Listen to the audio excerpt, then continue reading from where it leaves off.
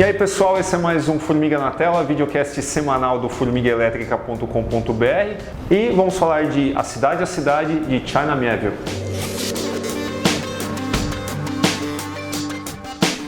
Eu acho até complicado a gente ter demorado tanto para falar desta lenda moderna que é o China Miéville, que a princípio, né, quem ouve falar, quem vê os elogios em volta do nome dele, né, então você vê, sei lá, Ursula Le Guin, Neil Gaiman falando que a nova voz da ficção científica, que a ficção científica precisava ser renovada de alguma forma, e ela de fato o foi com o China Miéville, né? Quem ouve falar, quem chega agora pode falar, nossa, mas será que é tudo isso? Será que na hora que eu pegar a obra desse cara, ela vai aguentar o peso dessa expectativa toda que foi criada? Putz, e aguenta, né, cara? É um cara assim, primeiro, apesar dos nomes que elogiaram ele, é um cara que tem referências muito particulares, né? Ou, assim, um cara que a gente menciona muito aqui, que é o Moorcock, mas também outros nomes assim, desconhecidos do grande público, tipo, sei lá, Thomas Disch ou Michael de la Rabette, que ele menciona como influências dele e que mostram por que ele é um representante do que hoje a galera chama, eu não curto muito esses rótulos, mas é assim, interessante pra gente explorar, do Weird Fiction, né? New Weird, né, no caso dele. New Weird, E, cara, assim, ficção científica pra mim não funciona se ela não tiver um escopo que explora a natureza humana. Ficção científica simplesmente por ficção científica, assim, tentar projetar o que vai ser o futuro, sem projetar o que vai ser a humanidade nesse futuro, não serve para nada. E o que o Melville faz é um negócio que muitos autores de ficção científica, sei lá, se por preguiça intelectual, deixaram de fazer, que é abordar o aspecto humano em detrimento, às vezes, do aspecto tecnológico.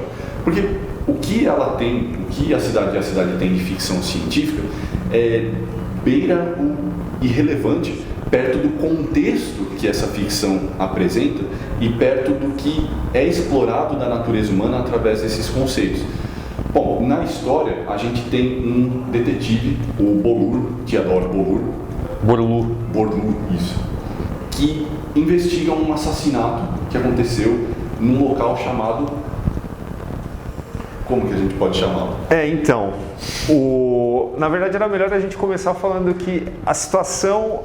Acho que a situação é o que chama mais atenção, além do crime, né? Porque são duas cidades que ocupam o mesmo espaço geográfico, mas são duas cidades divididas por fronteiras que o leitor vai entrar aqui, como o livro ele não se preocupa em explicar, em contextualizar, ele vai fazer com que você tente entender a partir do que você lê nesta narrativa. São duas cidades dentro do mesmo espaço, com fronteiras que a gente a princípio não entende muito como são, mas os habitantes de uma... Isso é extremamente importante. A questão da fronteira. Exatamente. As fronteiras, elas são um conceito que vai demorar um pouco para o leitor entender, porque, veja bem, habitantes de uma cidade, apesar de elas estarem compartilharem o mesmo espaço, elementos de design, de arquitetura, de vestuário, eles são diversos entre uma cidade e outra.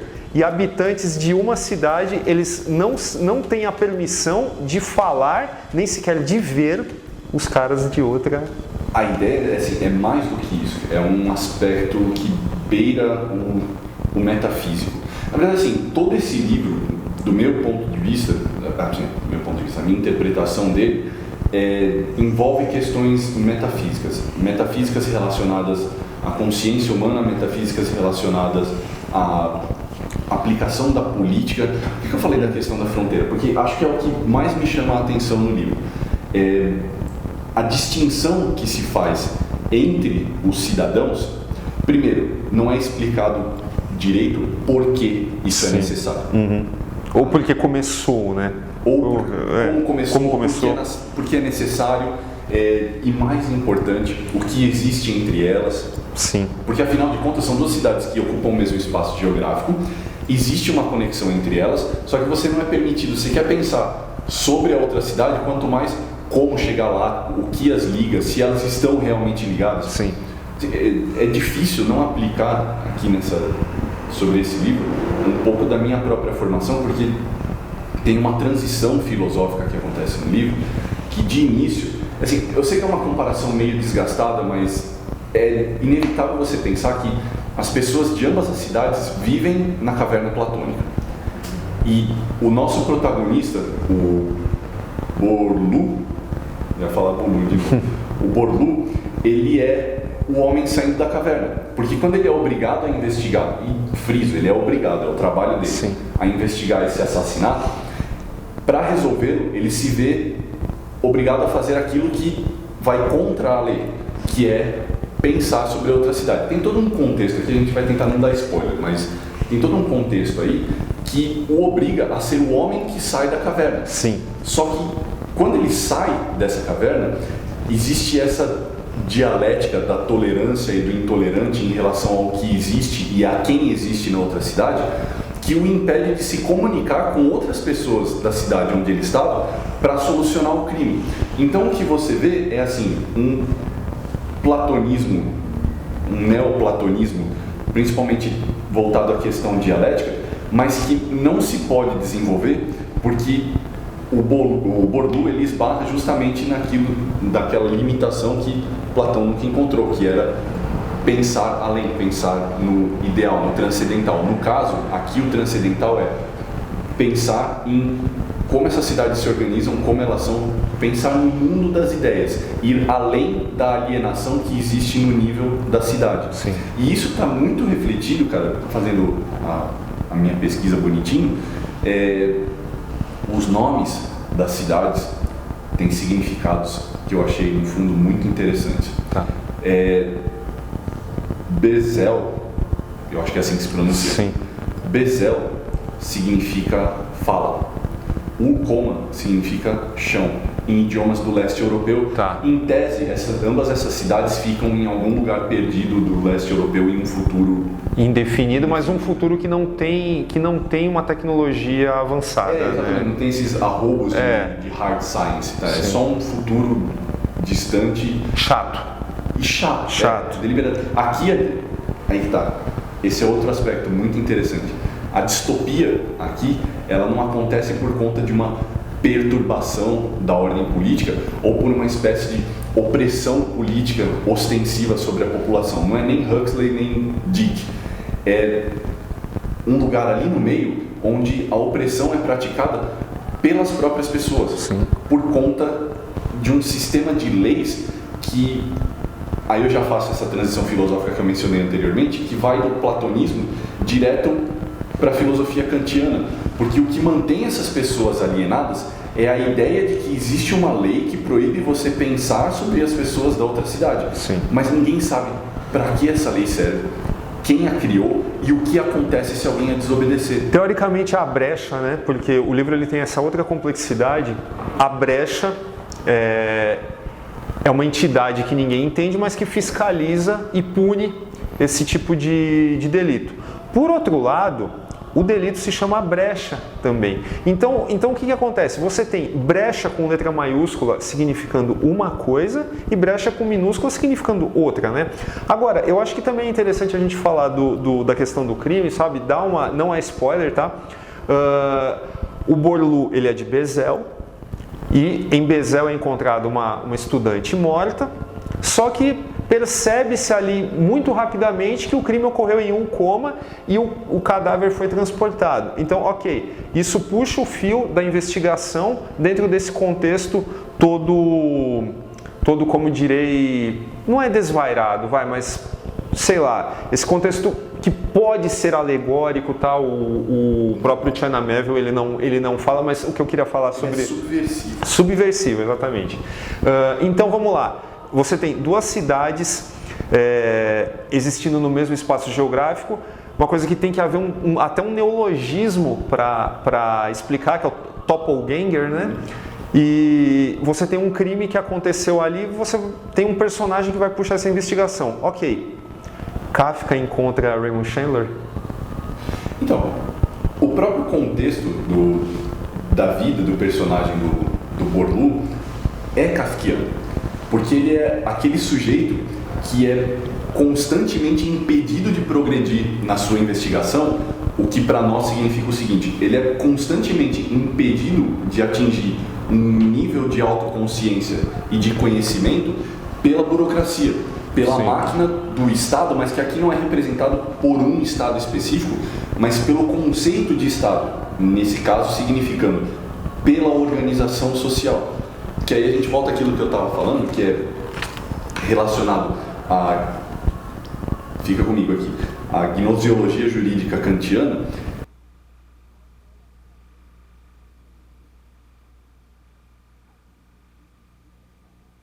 Ah, sim. Que cria um sistema de leis, aqui no caso uma lei específica mais importante que as outras, que é a brecha, que é uma lei que, como eu disse, ninguém sabe quem criou, ninguém sabe para que serve e ninguém sabe como se pune. Ninguém sabe nem quem é, né? Porque assim, a gente sabe sobre a brecha. Os cidadãos de Bezel e de Ulcoma, não. E não é que eles não sabem por ignorância, eles não sabem por alienação, eles se recusam a saber. Então, o que o Neville ele está fazendo? Qual que é o jogo dele? Ele está pegando uma lei que, para usar uma expressão kantiana, é transcendentalmente ideal, que se aplica em um contexto empiricamente real. Mas se você não tem o autoconhecimento para fazer a transição de um para o outro, você não precisa pensar sobre o assunto. É mais importante que sim, eles não objetivamente pensam sobre o assunto, porque você não pode não pensar sobre alguma coisa que você está pensando. Claro. Então eles são simplesmente alienados dentro desse contexto para que a brecha com B minúsculo funcione, para que a brecha com B maiúsculo possa existir. E mais ainda, cara, que eu citei o neologismo e tal, essa lei que a brecha impõe, ela também leva à formação de um outro neologismo que é uma coisa completamente impossível de ser feita, né? Que é o desver, né? Você cria um neologismo para você ignorar o seu próximo, a pessoa que passa por você, e não só a pessoa, tudo o que diz respeito a outra cidade precisa ser ignorado. E isso acaba caindo num conceito orwelliano, né, que é você criar alguma coisa para desmentir o que é óbvio. Não, você viu, a coisa está lá, mas você tem que fingir para si mesmo que não houve um contato, né? O que intrinsecamente é uma mentira, né? É uma contradição. Você usou uma expressão, você falou da questão da coisa, isso me lembra muito, isso me faz pensar muito numa leitura lacaniana, porque Lacan fala que para você, por exemplo, investigar uma parte da sua psique, da sua natureza, você precisa assumir que existe algo ali para ser investigado, que ele mesmo usa a expressão coisa. Sim. Assim, de um ponto de vista filosófico, né? Um objeto a ser investigado. Porque a coisa, ela funciona mais ou menos assim, como se fosse o espaço vazio no tabuleiro para o qual o jogo pode progredir. Se esse espaço não existe, e aqui o espaço, só para não me perder muito na minha analogia, para o amigo espectador não se perder na minha analogia, aqui o espaço vazio representa a ideia de que existe algo além do que existe. Existe algo que pode ser conhecido além do que se sabe. Que é essa ideia de você se obrigar a desver algo que você possa ser visto, porque senão a lei não funciona. Então o que você cria é uma relação dialética lacaniana entre uma coisa que precisa ser investigada para que ela possa ser superada, para que ela possa ser ignorada. E aí você cria uma relação que é até moral e que inclusive é o foco do livro, da relação entre tolerância e intolerância. Não é necessariamente ao que você tolera ou não tolera, mas a quem você tolera ou não tolera. E nesse sentido aí começa também a construção política do livro, que tem a ver com essa investigação moral da questão das fronteiras e da identidade da identidade, eu ia falar da questão da cidade, mas assim, não de uma identidade urbana, mas de uma identidade nacional.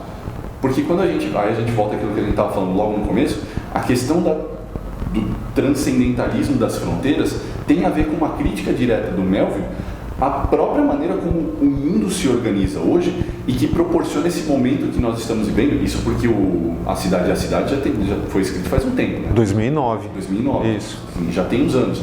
mas que serve como uma crítica perfeita ao extremismo, conservadorismo e tendências ao fascismo que a gente está vendo renascer de novas formas nesse momento em que as fronteiras nacionais foram transcendidas por conta da globalização da informação, mas que agora estão se reformulando em torno da alienação do indivíduo dentro desse novo contexto globalizado. E o Melville faz isso com perfeição ao criar essa analogia de duas cidades que ocupam o mesmo espaço geográfico, que são separadas por uma lei incompreensível e impensável, que é transcendental de todas as suas formas, mas que existe, cara. Tá lá, ela é crua, ela é vívida, ela é inalienável dentro da sua proposta de alienação. É uma condição, assim, insustentável. E a gente sabe que é insustentável porque ele representa isso através do personagem do Borlu, que é um cara que vai, assim, continuamente passando da frustração para raiva, aqueles estágios do luto, né? Tem a negação, tem a raiva, até chegar na aceitação. Já ia soltar um spoiler monstro, mas quando vai se aproximando do fim do livro, aquela condição da caverna de Platão, vou dar um spoiler sem dar spoiler, aquela condição da caverna de Platão vai se confirmando. E eu vou falar só isso. O mais bacana, cara, é que assim, toda essa analogia, toda essa leitura, eu não digo que ela é negada pelo Melville, mas ela é, sei lá, ele evita falar sobre isso, né? Porque ele fala que transformar o livro em alguma... Se ele chegasse e dissesse assim, eu quis dizer tal coisa, eu quis falar de Israel e Palestina, eu quis falar de, sei lá... Ele evita, espertamente ele evita isso justamente para a gente poder ter esse tipo de discussão aqui. Mas o que eu quero falar é que você jogou aí a esfera mundial, eu acho que dentro de uma grande metrópole como São Paulo, que é aqui onde a gente vive, cara, a gente encontra um microcosmo muito parecido com a cidade e falo mais, cara, isso aqui... para quem começa agora a curtir esse lance de psicogeografia, que agora que começa a chegar alguma coisa em português aqui para nós, cara, eu acho que a Cidade ele é um livro fundamental. E mais ainda, um livro fundamental para você também parar e pensar como a gente se comporta, como a gente vive dentro de uma grande metrópole, porque, cara, desde sempre a gente não digo ensinado, mas condicionado de alguma forma a ignorar determinadas pessoas que a gente encontra, que passam por nós durante as nossas andanças aí, nossos caminhos, né? Isso é muito, cara, é fantástico, é uma coisa muito, muito sutil, uma coisa que, sei lá, é tão Philip K. Dickiano, né? De uma certa forma. É o que eu falei, não é nem tanto Huxley, não é nem tanto Dick, ele está em algum lugar no meio, porque assim, cara, eu acho que é um exercício hermenêutico muito apropriado do Melville quando ele fala que ele não vai dizer exatamente aquilo que ele quis dizer no livro, porque senão ele estaria contradizendo exatamente aquilo que ele escreveu, aquilo que ele se propôs a fazer o amigo leitor pensar, porque A Cidade e a Cidade é como você falou, assim, ele é absolutamente aplicável ao contexto que a gente vive em São Paulo, como ele é absolutamente aplicável a quem vive em Tóquio, a quem vive em Nova York, a quem vive em Londres, porque o que você disse não contradiz aquilo que eu disse antes. Sim. A expressão que você usou é muito boa. Todas essas megalópolis são microcosmos do que o mundo se tornou. E mais importante do que isso, de como as pessoas que estão vivendo hoje entendem o que esse mundo se tornou. E a gente vive nesse limiar muito tênue, a relação da tolerância, da intolerância, na contradição que existe entre você ter que ser tolerante, mas você ter que combater a intolerância, porque isso, em tese, em si, é uma contradição. Aí você cai naquela... Virou até um meme aí nesses últimos tempos, as pessoas relembrando o argumento do Popper em relação a essa não tolerância à intolerância, mas que é muito melhor explicado pelo Kleist, quando ele fala que o intolerante ele é necessariamente uma forma de ideologia destrutiva, enquanto a tolerância é uma forma de ideologia construtiva. E, necessariamente, para você construir alguma coisa, você precisa ocupar o espaço de outra. Então, que você ocupe o espaço daquilo que é destrutivo, para você poder construir. Eu acho um argumento muito mais elegante. Vamos lembrar também que uma surpresa maravilhosa para quem conhece China Melville é perceber que ele não tem suas influências assim tão facilmente reconhecíveis como outros autores modernos de ficção científica, e quando tem, elas são completamente inusitadas, né? Como é o caso do realismo mágico sul-americano, né? Com Gabriel Garcia Marques. Mas a gente tem também aí um cara que acho que está mais presente aqui na Cidade a Cidade, que é o Ítalo Calvino, por conta de As Cidades Invisíveis, né? Então é um caldeirão assim muito rico, cara, porque aqui a gente falamos do Kafka, falamos do Chandler, falamos do Orwell, falamos do Huxley, do PKD. Agora passou o Gandhi. Cara, o Gabriel Garcia Marques e agora o Ítalo Calvino, né, cara? Eu acho que um exercício fantástico mesmo é combinar as duas leituras, né? Você lê as Cidades Invisíveis do Ítalo Calvino e depois cair aqui na Cidade a Cidade.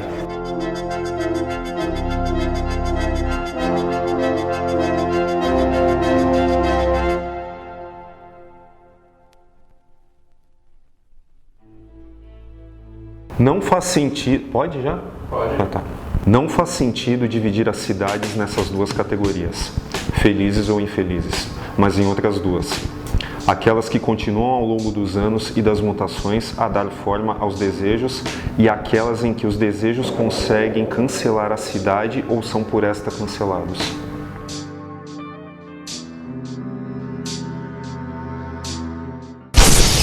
Então é isso, pessoal, esse foi o Formiga na Tela sobre a Cidade de China Miéville. Acesse nosso site formigaelétrica.com.br, também procura a gente no Facebook, siga a nossa fanpage, dá um like aí no vídeo, deixa um comentário, manda um e-mail pra gente na tela@formigaelétrica.com.br. E é isso, falou!